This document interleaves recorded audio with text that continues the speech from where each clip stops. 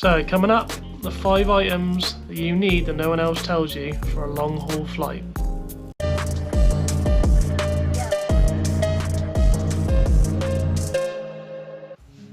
Right, so the first item that we think you're going to need is noise cancelling headphones.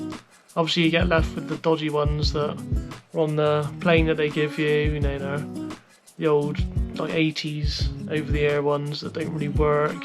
You've got to kind of wiggle them in the seat. So yeah, we suggest basically taking your own. Yeah, noise cancelling headphones are a dream. I was a little slow to catch up on them and I was like, what's all the fuss about? But it doesn't just block out the screaming babies, it doesn't just block out the annoying announcements, it blocks out that just constant like engine drone noise. And honestly, like when you take one like AirPod or earphone out, it's like crazy how loud it normally is, and you just don't realise with these noise cancelling headphones. So honestly, if you can afford to, you should definitely purchase a pair. Right, next up is the old travel cushion or neck pillow, and these are a godsend, aren't they? They are, not just so that you can relax. I mean, to be honest, sometimes I find them a little bit uncomfortable.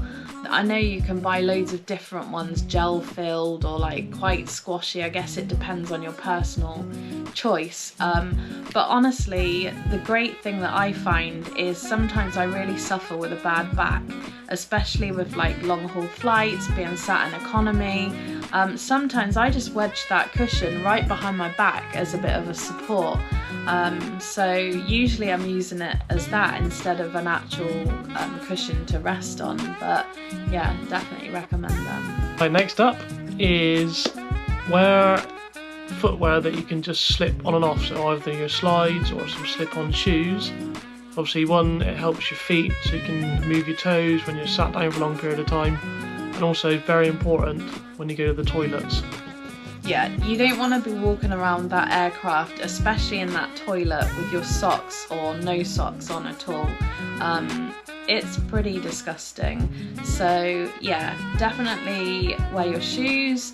The other thing, heaven forbid there was an emergency or an evacuation, they always tell you that if you have like shoes with heels on, probably usually ladies, you have to take them off, whereas yeah, if you're wearing like slides, slippers, you can obviously keep them on your feet. So next up, this is one that no one really thinks of, is take a pen.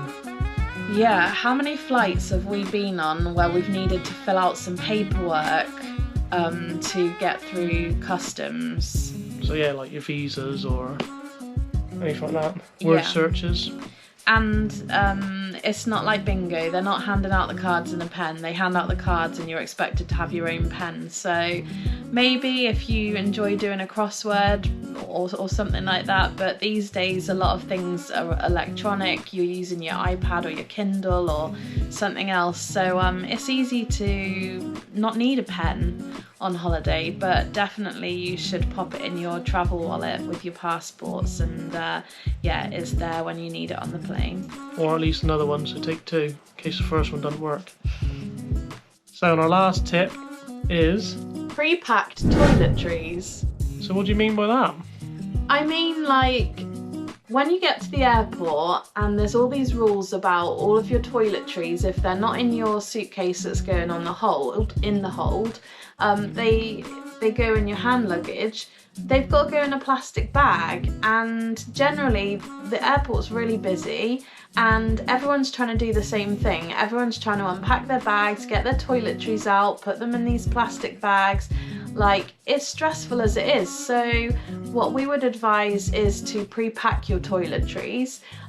If you're lucky enough to be a frequent flyer, you can grab a few plastic bags on your last trip, put them in your suitcase ready for your next trip, so that you've always got plastic bags at home so you can pre-pack. You know that the item's going to fit in the bag, you know that the items are going to close in the, you know that the bag is going to close with the items in it, and you've got them in your bag ready to just pull out and go through security, rather than having to empty out your whole bag in a line full of other people all doing the same. It's just so much easier and saves you so much time. There you go. And probably a little bonus tip is plan ahead for the security. So by that we mean get your watches ready to take off, your belts, the whole slip-on shoes, because obviously they're going to ask you to take your shoes off. It's quite easy, just flip your shoes off. Get your laptops out, your phones, keys. Just plan ahead. It's just a lot easier, because otherwise, like you just said, it is stressful enough going through security. So if anything you can do just to take the edge off and just make it a bit easier, yeah, just do that. Just plan ahead, people. So there we go.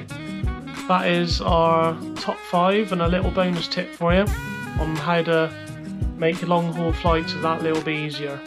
So if you enjoy these videos, like and subscribe, especially if you're liking the dog. Everyone likes the dog. And yeah, we'll catch you guys in the next one. Thanks for watching.